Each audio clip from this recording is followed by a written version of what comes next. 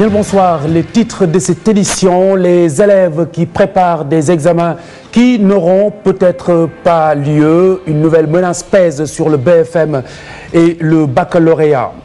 Anne Yarar, la plage ne fait pas du tout envie. Le site est un déversoir d'eau usée, mais également dépotoir d'ordures. L'activité de transformation de produits halieutiques sur place est même menacée. Affaire Hissène Habré, le chef de l'État réaffirme la volonté du Sénégal d'abriter le procès de l'ancien président tchadien. La décision de la Belgique sur le sujet attendue vendredi prochain. Et puis l'inhumation de notre confrère cet après-midi, Madior Fall, le rédacteur en chef de Sud Quotidien qui nous a quittés hier.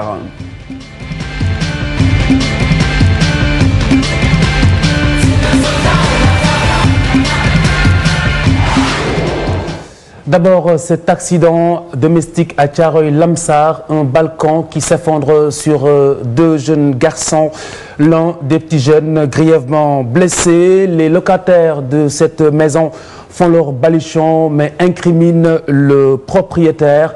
La scène s'est déroulée sous les yeux de Fatima Ba et Djibilaye Diop. Nous y revenons avant la fin de cette édition. Anne Yarar, à présent, la singularité de cette plage l'écarte tout à fait des guides. Le site est un déversoir d'eau usée, dépotoir d'ordures. L'activité de transformation de produits halieutiques sur place est même menacée. C'est une dénonciation des transformatrices qui indexent les riverains. C'est un sujet de Nafissatou Silla et Atanarba.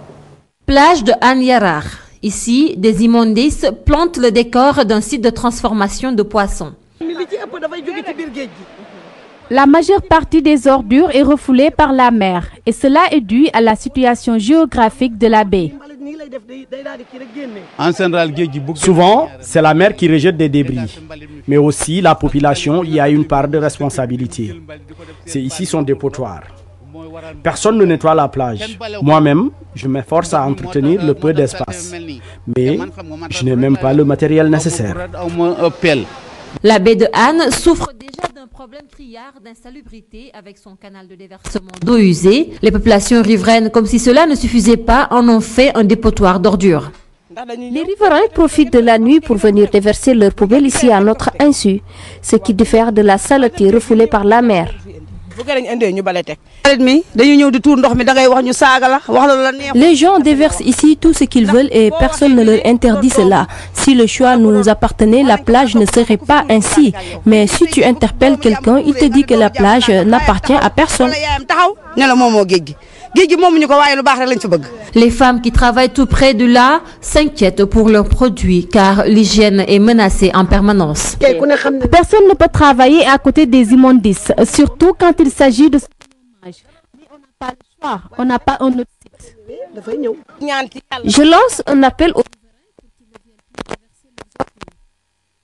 attendre les camions de ramassage. Ici, c'est notre lieu de travail et il doit rester sain.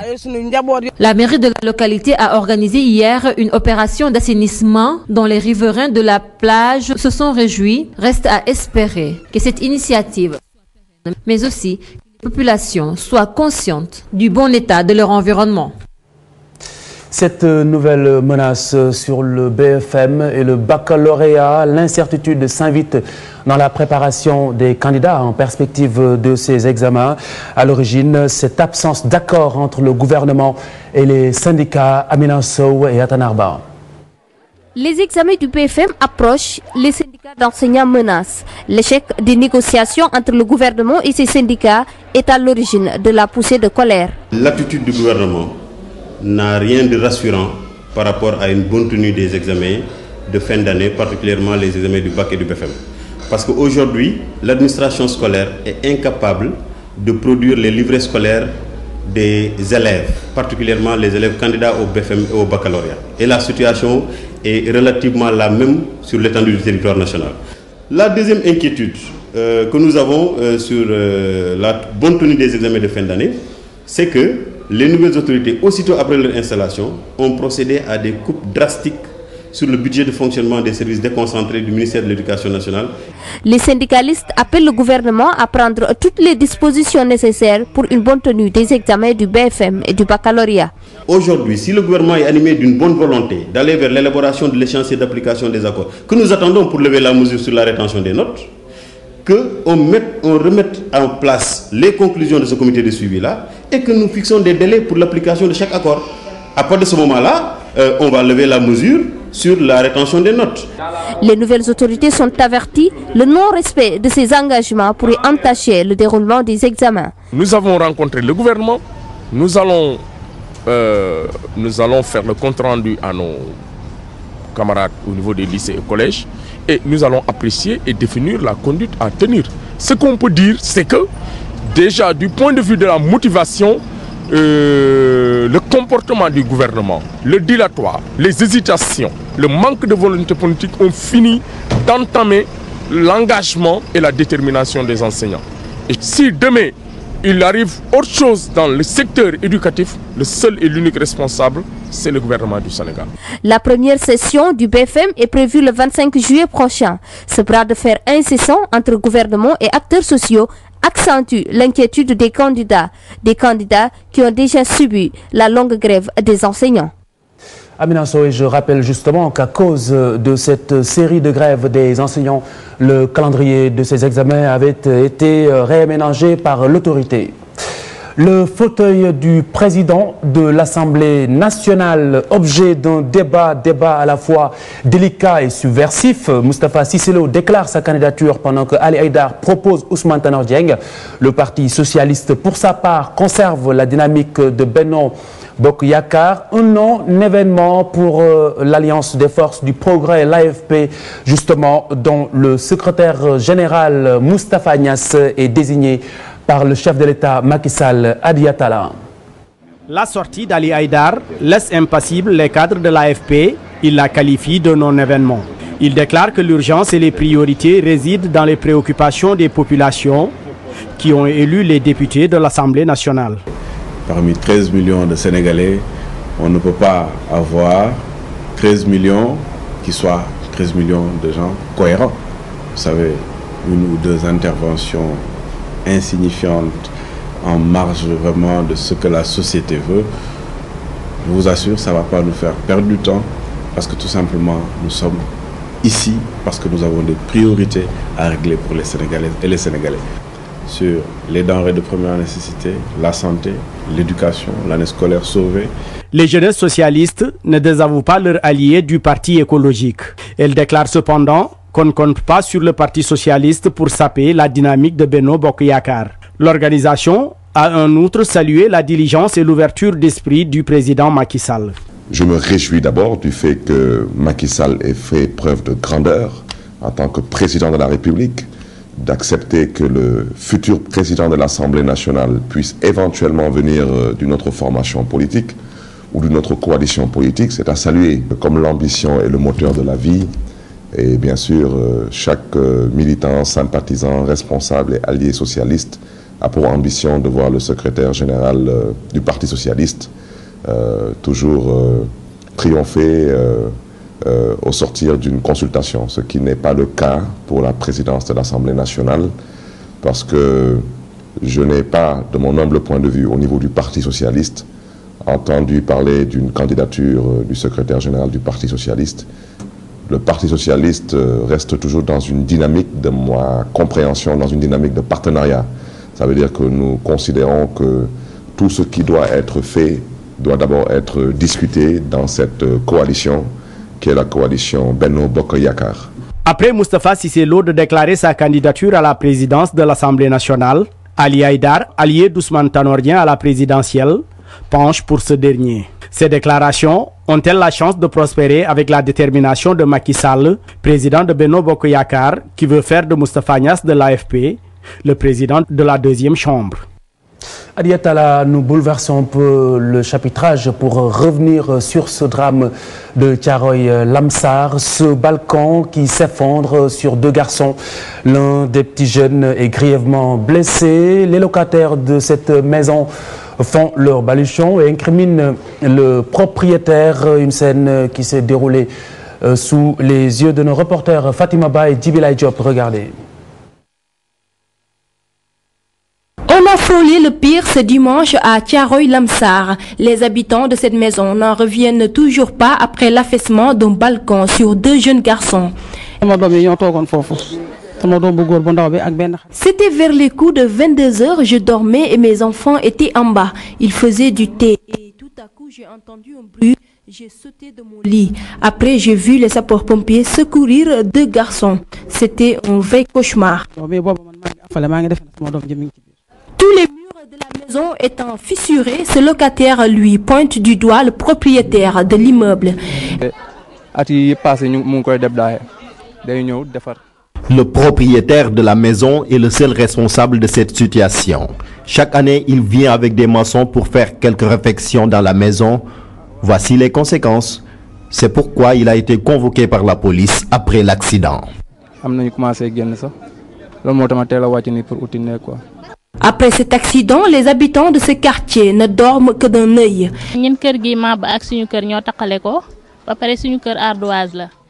Moi, j'habite juste à côté de la maison, mais franchement, depuis l'accident, on ne dort pas. On a peur pour nos enfants. On ne se sent plus en sécurité avec ces vieilles bâtisses qui nous entourent.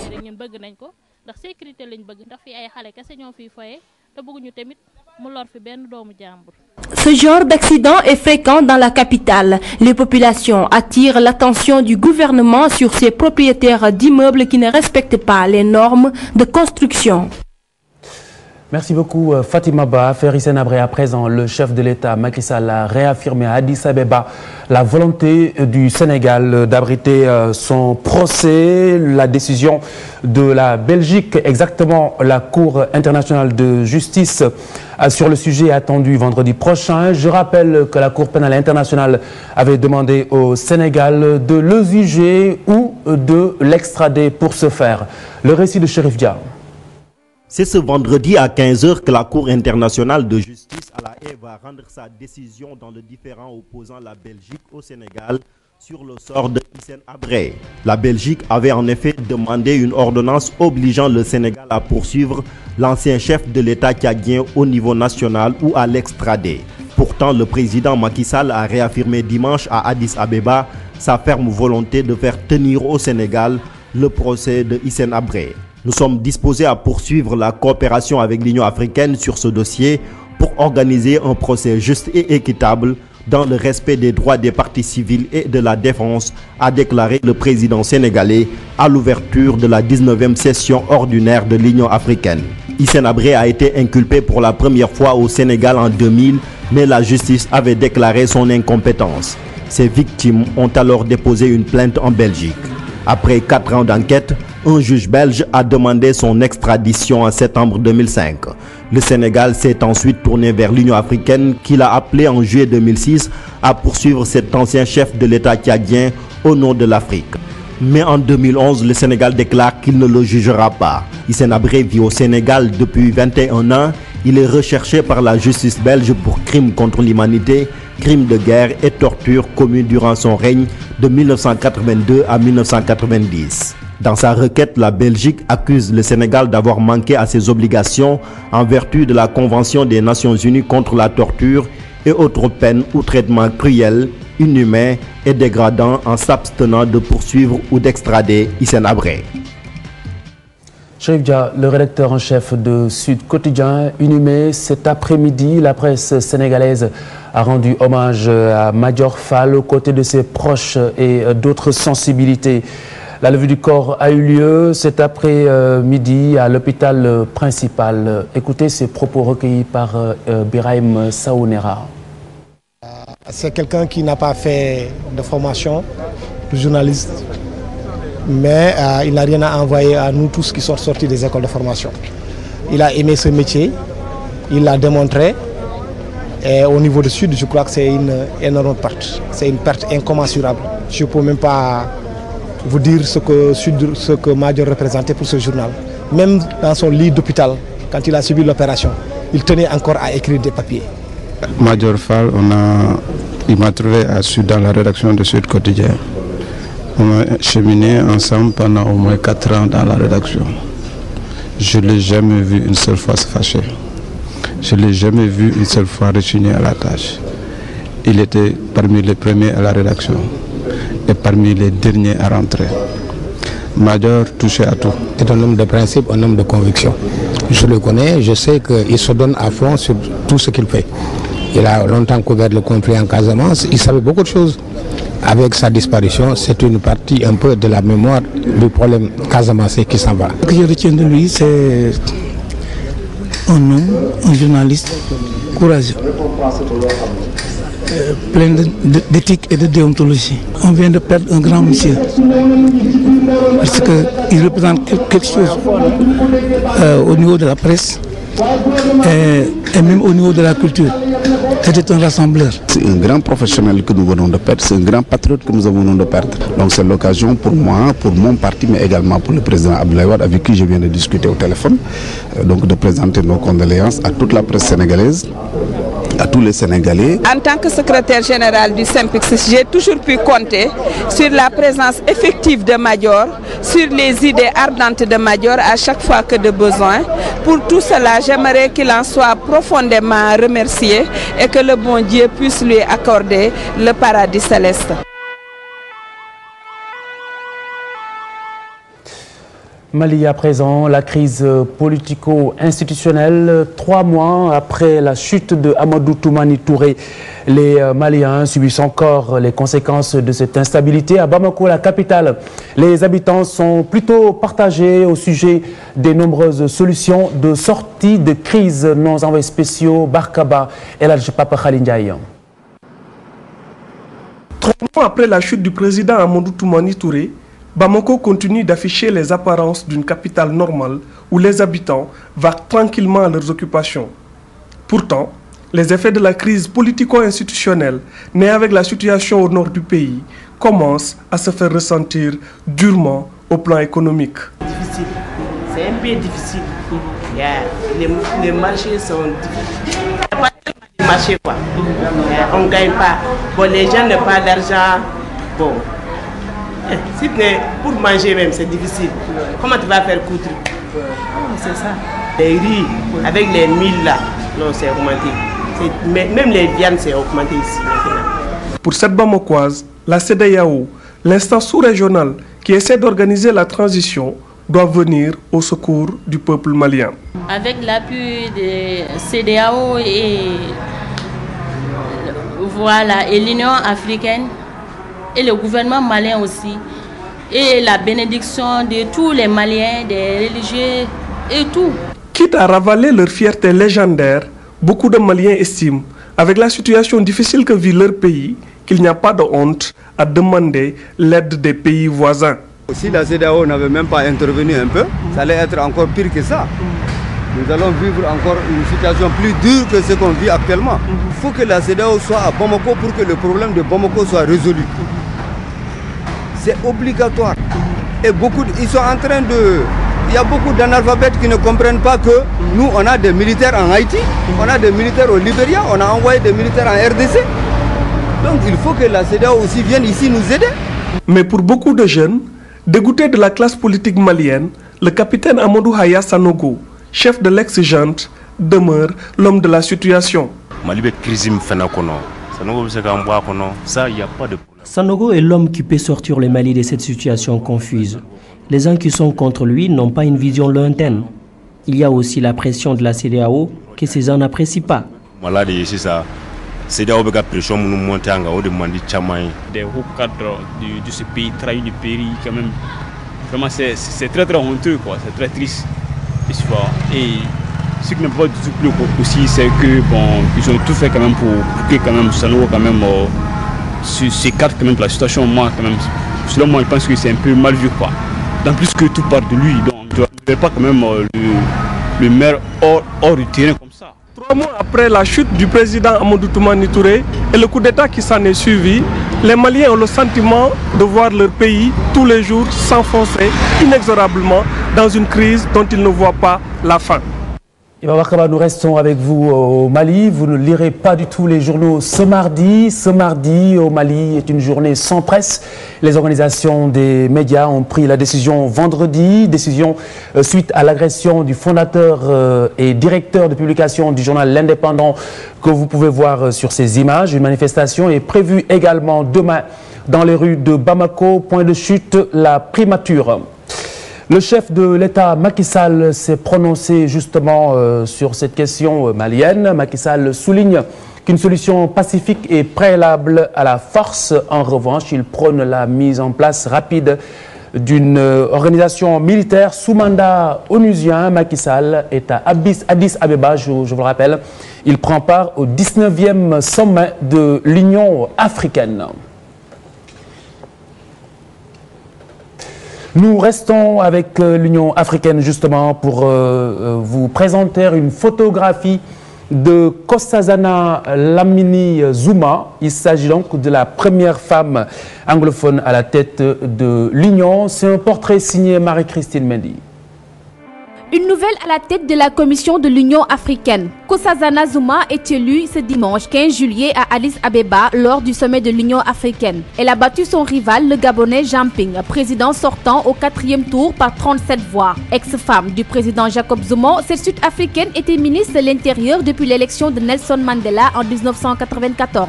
Après la chute de l'apartheid, elle est nommée ministre de la Santé. En 1998, elle gère le portefeuille des affaires étrangères sous le régime de Thabo Mbeki. Elle est devenue, depuis hier, la première femme à accéder à ce poste.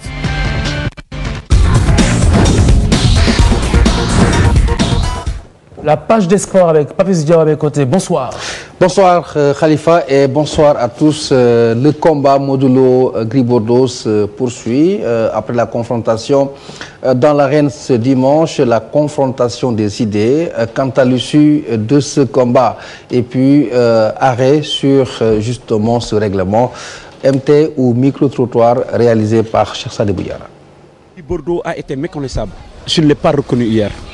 Gris Bordeaux avec ses bagarres, Gris Bordeaux avec ses coups de poing, mais Gris Bordeaux a été méconnaissable. Franchement, mais Modulo, il m'a surpris agréablement. Franchement, c'est un bon lutteur. Malgré il n'a pas un grand gabarit comme les autres. Mais les arbitres des erreurs. Franchement, parler de ce combat-là, ce n'est pas une victoire pour moi, quoi. Le combat devait être un peu plus long, quoi. C'est-à-dire, il ne fallait pas que l'arbitre arrête ce combat-là à ce moment-là. C'est un combat très important. Ça prend du temps pour les 2 lutteurs. Ce n'est pas un petit combat, c'est un grand combat. Il faut que l'arbitre accorde au moins 10 minutes de plus sur le temps réglementaire, tel qui n'est pas le cas. Le règlement, c'est le règlement. Il a 4 avertissements, Modulo, il a 3 avertissements. Le CNC, ce qu'il a fait, c'est normal. Le combat, ça a été bien passé. Hein. Modulo, il a fait ce qu'il doit faire. Il vient contrer son adversaire. Et c'était l'essentiel. Lutter comme ça, sans verdict, ça va gâter la lutte. Et puis, nous passons au basket pour poser la question. Quand est-ce qu'elles vont en faire une 12e fois? Cette question intéresse justement les duchesses qui ont déjà réalisé 11 performances en Coupe du Maire. Cela dépend des filles du Ouakam. C'était en Coupe du Maire ce week-end. Le score 64-43. Reportage Insa Sayer. Joie collective des joueuses du Duc. Les étudiantes remportent ainsi pour la 11e fois la Coupe du Maire. Les étudiants remportent ainsi pour la 11e fois la Coupe du Maire. En fait, on connaît bien Ouakam et c'est une équipe qu'on a bien étudiée. Et on connaît leurs points forts, leurs points faibles et on a travaillé par rapport à ça. C'est le fruit d'un travail dès l'entame de la saison. On a beaucoup travaillé, les filles, on sait que nous avons des individualités, donc il fallait mettre surtout l'accent sur la collectivité. Et c'est ça qui a payé aujourd'hui.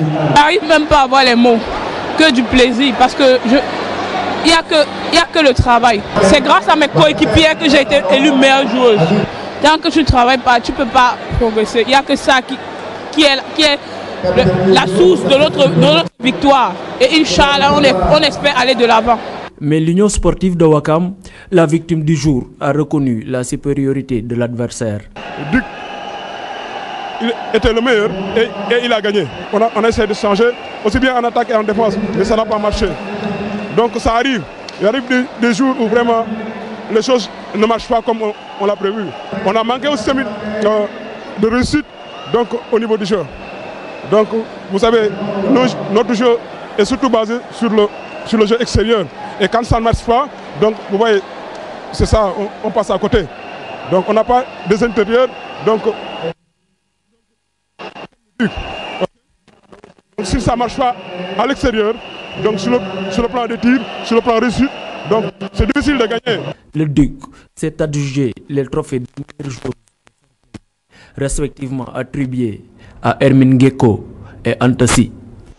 Image de Ali Mbaye. Nous restons en sport, mais c'est pour parler de social avec El Hadj Diouf et sa bande qui désormais vont œuvrer pour accompagner ceux qui sont victimes d'insuffisance rénale. C'était autour d'une rencontre sportive à Saint-Louis qui s'est tenue dans la vieille ville. Ces recettes seront reversées aux associations et aux personnes nécessiteuses. Voici El Hadj Diouf que je vous propose d'écouter, propos recueillis par Aziz Ndiaye.